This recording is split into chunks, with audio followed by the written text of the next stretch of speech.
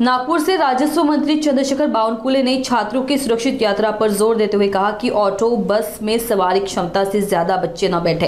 पालकों प्रशासन को मिलकर कदम उठाने की आवश्यकता है। इसके अलावा उन्होंने कई अहम मुद्दों पर बातचीत की। उद्धव ठाकरे के साथ गठबंधन और बारिश की बात करें तो विदर्भ और मराठवाड़ा समेत महाराष्ट्र के किसी भी भाग में अब तक फसल के नुकसान की स्थिति नहीं बनी है। मुख्यमंत्री के निर्देशानुसार कैबिनेट की पहली बैठक में फसल के लिए बारिश की स्थिति की समीक्षा की जाती है। रायगढ़ बोट हादसे की जांच भी तेज कर दी गई है।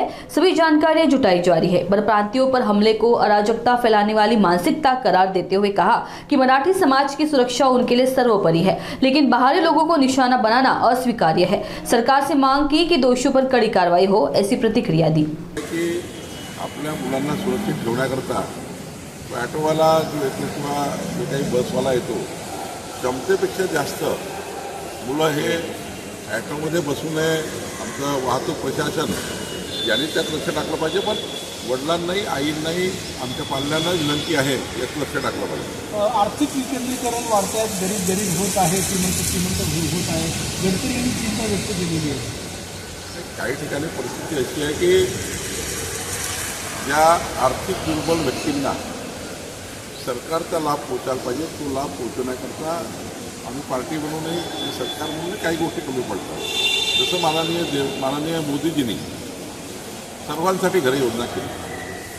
आता सर्वांसाठी घर योजना सर्व घरापर्यंत पोहोचली पाहिजे, त्याच्याकरता आम्हाला काम करायची गरज आहे।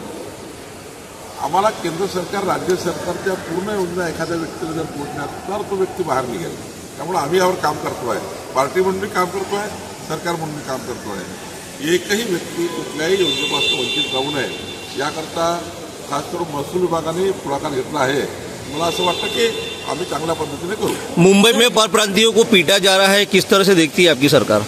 देखिए कि ये ठीक नहीं है। ये महाराष्ट्र में रहने वाला कई वर्षों से जिनका जन्म ही हुआ है महाराष्ट्र में, जिनका 18 साल होते बराबर उनका अपना वोटिंग लिस्ट में नाम आया है, ऐसे लोग जो महाराष्ट्र में रहते हैं उनको मारपीट करना, उनके साथ इस प्रकार से इसी देश में वो जैसा पाकिस्तान के ऐसा व्यवहार करना, इस प्रकार से नहीं चलेगा। सरकार ने कड़क कार्रवाई करनी चाहिए। मैं माननीय मुख्यमंत्री से बात करूंगा और जिस प्रकार से ये उत्तर प्रदेश के लोग, बिहार के लोग, मध्य प्रदेश के लोग जो मुंबई में आके काम करते हैं उनको मारपीट करना ठीक है। मराठी आदमी का संरक्षण हम करते हैं, हमारा पूरा विदर्भ मराठवाड़ा पूरा मराठी है, पूरा महाराष्ट्र, इनका संरक्षण करते हुए बाहर के आदमी को आकर मारपीट करना, वो अपने महाराष्ट्र में आए हुए हैं। हमारे लोग गुजरात में रहते हैं, हमारे लोग यूपी में रहते हैं, हमारे लोग बिहार में रहते हैं, वो लोग भी कल ऐसा ही करेंगे। मुझे लगता है ये देश के अंदर ऐसी अराजकता को फैलाना ठीक नहीं है, ये मानसिकता ठीक नहीं है। ये मानसिकता को कड़े रूप से हम लेंगे। महसूल विभागाने निर्णय घेतला 24 तास रेती वाहतुकीचा, त्याचा फायदाही होतो, ब्लॅक मार्केटिंग कमी झाली, रेट कमी होण्यासही मदत होणार आहे, सर्वसामान्यांना फायदा होतो। फार मोठा फायदा होणार आहे। कारण सूर्योदयापासून सूर्यास्तापर्यंत जी रेती स्टॉप होतो, या ठिकाणी रेती घाटावर ही रेती रात्री उचलण्याची परवानगी नाही आहे। आता ती रेती रात्रभर उचलल्या गेली, कारण वाहतूक परवाना 24 तास आहे, कुठल्याही वाहनाचा 24 तास परवाना आहे आणि रात्री थोडे रस्ते उघडे असतात, रात्री ट्रॅफिक कमी असतं, आपण दिवसाने इतक्या हाय ट्रॅफिकमध्ये त्याला नेऊ शकत नाही आणि मोठ्या प्रमाणावर प्रकल्प चालू आहे।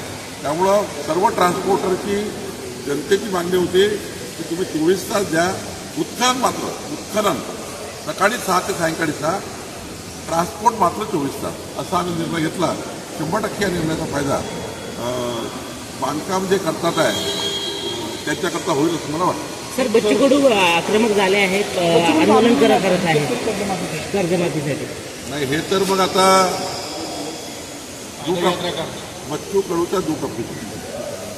बच्चू कडूशी मी परवा आमचे सर्व मंत्री 4.5 तास मंत्रालयामध्ये, आमचे सर्व मंत्री 6 खात्याचे मंत्री बसलो आणि एक प्रश्नावर मी 4.5 तास बसून एक मार्क काढून दिला। माननीय मुख्यमंत्र्यांनी जाहीर केलं की येणाऱ्या विधानसभेच्या काळामध्ये एक अत्यंत चांगली समिती जाहीर करणार आहे।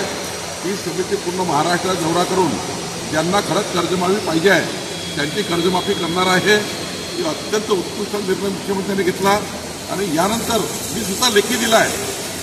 मी बच्चू कडूला लेखी दिला आहे त्यांच्या आंदोलनात जाऊन की बच्चू कडूजी आपल्याला कर्जमाफी करायची आहे, ते आमचं वचन आहे, आमचा अजेंडा आहे. आम्ही निवडणुकीच्या काळात संकल्प केला आहे, देवेंद्र फडणवीस सरकारने कबूल केला आहे शेतकऱ्याला कर्जमाफी करू, पण करताना मात्र धनदांडग्याला लाभ देऊ नये. ज्याला गरज आहे कर्जमाफीची त्यांना भेटला पाहिजे, याकरता आम्ही काम करतो आहे. आणि आमची समिती जी राहणार आहे ती अत्यंत महत्त्वाची समिती महाराष्ट्राचा संपूर्ण दौरा करून ज्या शेतकऱ्याला गरज आहे ती करणार आहे. बच्चू कडूचं आंदोलन हे दुप्राप्ती आहे. भाऊ